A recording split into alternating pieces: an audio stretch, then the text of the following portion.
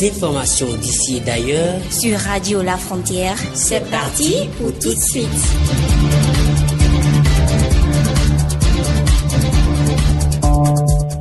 Radio La Frontière, le journal.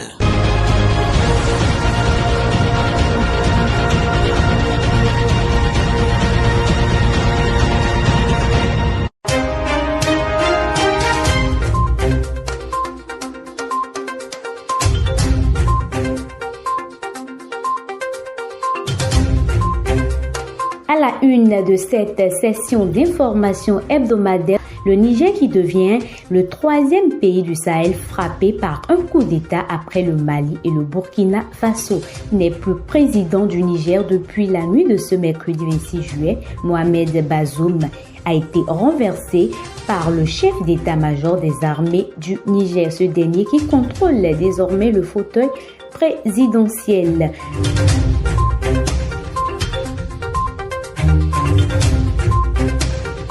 Vladimir Poutine promet des céréales gratuites pendant 6 mois à 6 pays africains. Le président russe l'a fait savoir ce jeudi 27 juillet à l'occasion du sommet russe-Afrique qui se tient à Saint-Pétersbourg. C'est tout pour les titres. On fait place au développement.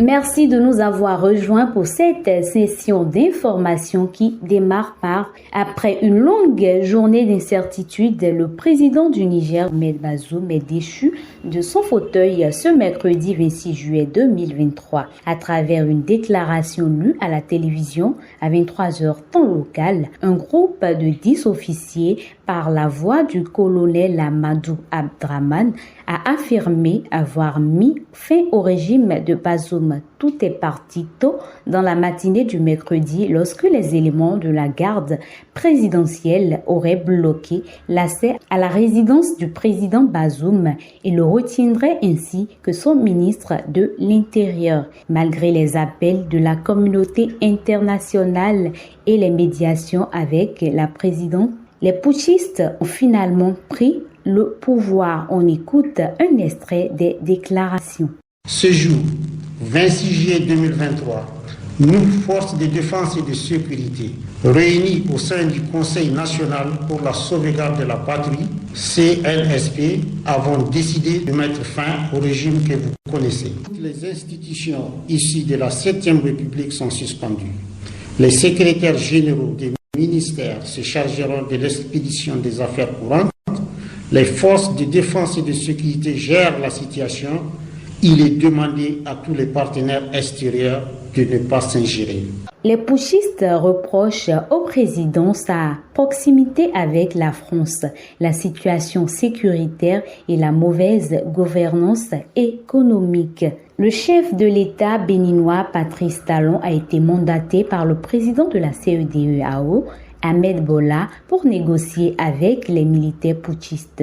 Il a martelé que tous les moyens seront utilisés pour décanter la situation. Suivons Patrice Talon sur des propos recueillis par nos confrères de Africa News. Tous les moyens seront utilisés au besoin pour que l'ordre constitutionnel soit rétabli au Niger, mais l'idéal serait que tout se fasse dans la paix et de la concorde. Même quand ce qui n'est pas acceptable se fait, il faut que dans la paix, on puisse corriger cela. C'est notre première option. Nous pensons que ce sera avec succès. Une brève dans ce journal. Au Gabon, l'aéroport de Libreville, provisoirement fermé en raison d'une panne d'électricité. L'aéroport international Léon Mba de Libreville est paralysé depuis lundi 24 juillet au soir. Tous les vols à l'arrivée ou au départ de Libreville sont annulés ou retardés. Ceux qui étaient dans les airs ont été déroutés vers les pays voisins. La raison évoquée est une panne géante d'électricité. Toujours au Gabon, le Centre gabonais des élections a publié lundi dernier une liste de 19 candidats à l'élection présidentielle prévue fin août, soit 5 de plus qu'en 2016. D'importantes figures de l'opposition comme Alessandre Barraud-Chambrier du Rassemblement pour la patrie et la modernité et Paulette Missambo de l'Union nationale sont en lice. Ils espèrent fédérer une candidature commune d'ici 26 août selon nos confrères de Africa News. L'opposant Jean Ping, arrivé deuxième à la dernière présidentielle, a annoncé qu'il ne se présentera pas cette année au scrutin. Le président Ali Bongo fait figure de favori pour l'heure face à une opposition sans personnalité, mais qui dénonce à l'unisson les récentes modifications du code électoral. Le chef de l'État, 64 ans, a été élu pour la première fois en 2009 à la mort de son père Omar Bongo, qui dirigeait le pays depuis plus de 41 ans. Le gouvernement du Sénégal a clarifié la raison de la levée du dispositif sécuritaire autour du domicile à Dakar de l'opposant Ousmane Sonko, candidat à l'élection présidentielle de 2024 par la fin de ses appels à l'insurrection. Selon la déclaration de presse du porte-parole du gouvernement Abdou Fofana, avant le mois de juin, tous les déplacements d'Ousmane Sonko se sont soldés par des casses, des pillages et des morts. Aujourd'hui, il n'y a plus d'appel à l'insurrection. Il n'y a pas de risque de trouble à l'ordre public. C'est juste une mesure de prévention, une mesure administrative qui a été levée pour qu'aucun risque ne se pose. Pour M. Fofana, la décision d'arrêter ou non l'opposant revient au procureur de la République. Drame, 14 corps sans vie ont été repêchés ce lundi 24 juillet au large des côtes sénégalaises à hauteur de la mosquée de la divinité Wakam, une embarcation de migrants qui a encore échoué. Le bilan provisoire est de 15 morts. Les recherches se poursuivent toujours.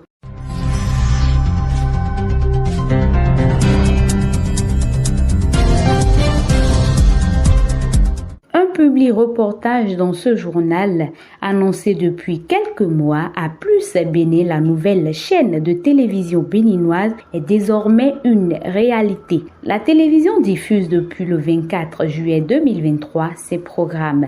A Plus Bénin a été lancé le mercredi 19 juillet par la directrice générale de Canal Plus Bénin et 3 ministres du gouvernement de Bénin. On fait le point avec Jean-Paul Nkodo.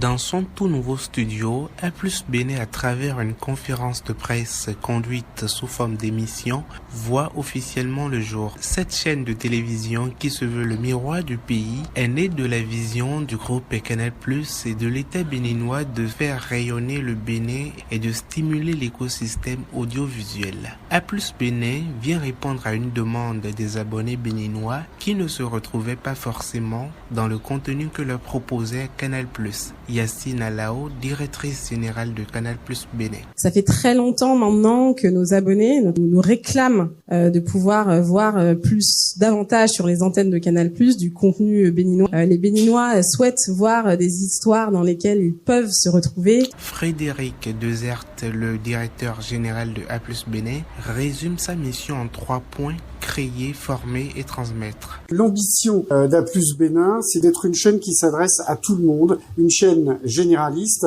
Et pour ça, nous avons créé 3 émissions produites, tournées, post-produites ici au Bénin, avec des Béninois, pour les Béninois. Pour le ministre du Tourisme, des Arts et de la Culture, Jean-Michel Abimbola, A Plus Bénin va mettre en valeur les paysages et les atouts patrimoniaux béninois.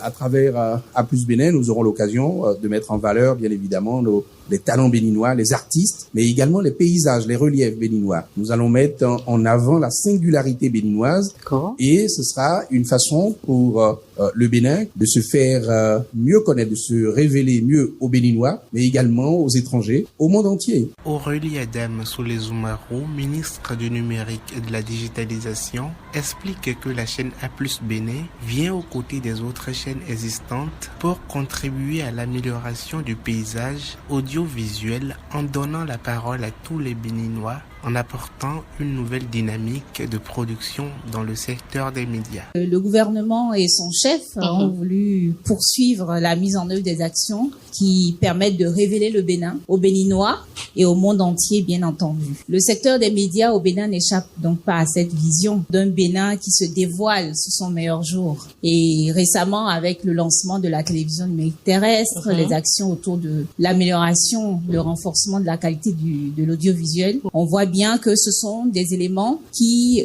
matérialisent cette volonté du gouvernement. Le ministre des Sports, Oswald Omeki, a souligné que A+ Bénin va permettre aux acteurs sportifs et culturels d'être vus dans leurs plus belles expressions. A+ Bénin, c'est le miroir du pays. Et dans ce pays aujourd'hui, si le miroir reflète la réalité, le sport est l'un des secteurs qui progresse, comme on peut s'en rendre compte. Beaucoup d'efforts ont été faits au niveau des infrastructures. Beaucoup de talents s'expriment aujourd'hui dans nos différents championnats qui se professionnalisent. Et donc oui, A+ Bénin offrira l'occasion également chaque week-end aux Béninois téléspectateurs de faire une rencontre avec ces nombreux talents qui sont dans nos différents clubs des différentes disciplines. J'en suis très très heureux. A+ Bénin offre des émissions exclusivement réalisées et produites au Bénin. En actualité internationale, Vladimir Poutine promet des céréales gratuites à 6 pays africains dans les prochains mois. Le président russe Vladimir Poutine a ouvert ce jeudi le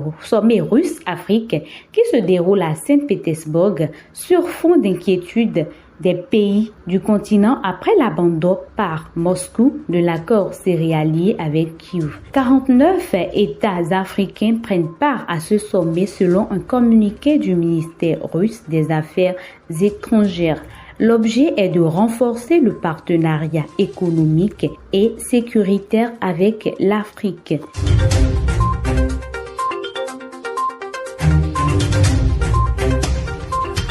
Et c'est la fin de cette édition. À tous les boxeurs ont duré les difficultés avec sourire aux lèvres. Le soleil luira bientôt. Eunice Ronche, vous m'avez suivi. Jean-Paul Nkodo à la réalisation. Bonsoir chez vous.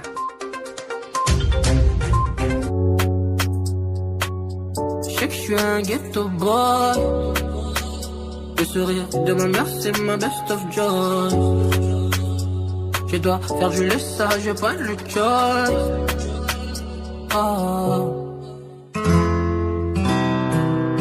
Tout de suite, l'espace publicitaire sur votre radio. Communiqué. Le ministre de l'Intérieur et de la Sécurité publique porte à la connaissance des populations de Cotonou et environ qu'en raison de l'organisation des festivités marquant le 63e anniversaire de la cession de la République du Bénin à la souveraineté internationale, des restrictions de circulation seront imposées sur le boulevard de la Marina. À cet effet, le dit boulevard sera fermé à la circulation du mardi 25 juillet 2023 à 0h au mercredi 2 août 2023 à minuit. Cependant, des voies de déviation sont prévues pour faciliter la circulation aux usagers et riverains de cette avenue. Le ministre de l'Intérieur et de la Sécurité publique compte sur la bonne compréhension de tous pour une organisation réussie de la fête nationale. Signé Alassane Seydou, ministre de l'Intérieur et de la Sécurité publique.